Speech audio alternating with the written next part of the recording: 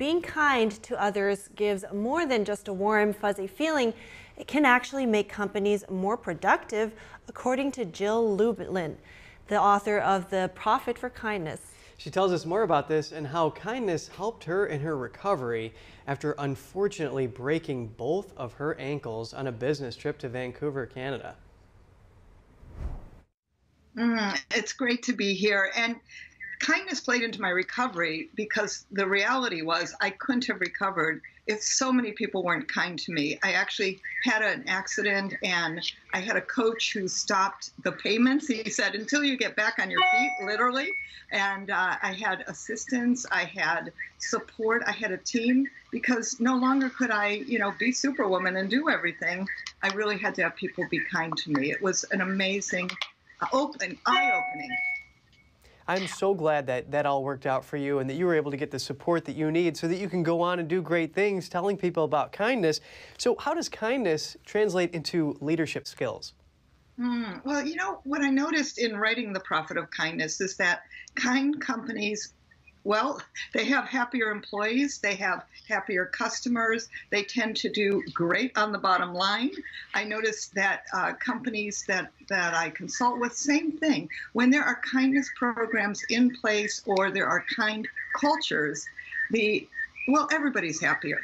Kindness is free and yet it produces great results. That is amazing. And we all know of the golden rule, but what's the platinum rule? Oh, the platinum rule is a conscious act of kindness every single day, right?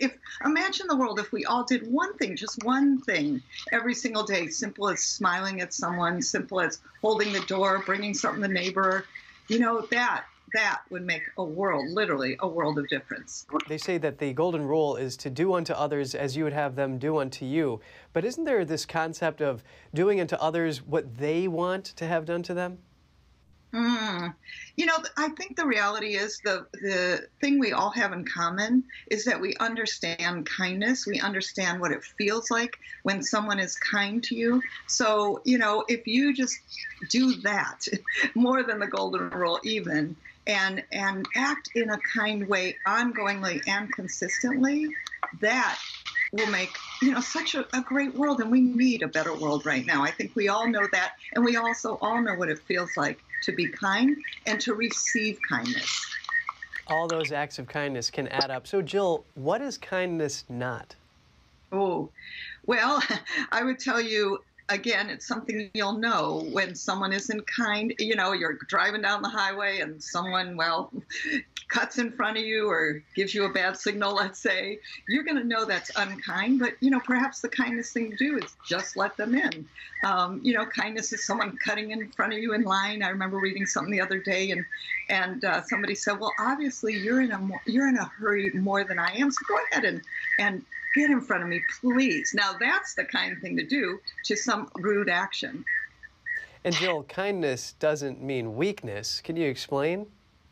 Yeah, it's not a rollover kind of thing. I mean, I remember being on a cruise ship and a woman came into the spa and she was, shall we say, yelling at the spa person behind the desk. And the woman said, people are here to relax. Your strong voice and intense tone is taking away from the relaxation. Why don't we come into another room and I will listen to everything you say and let's resolve this problem.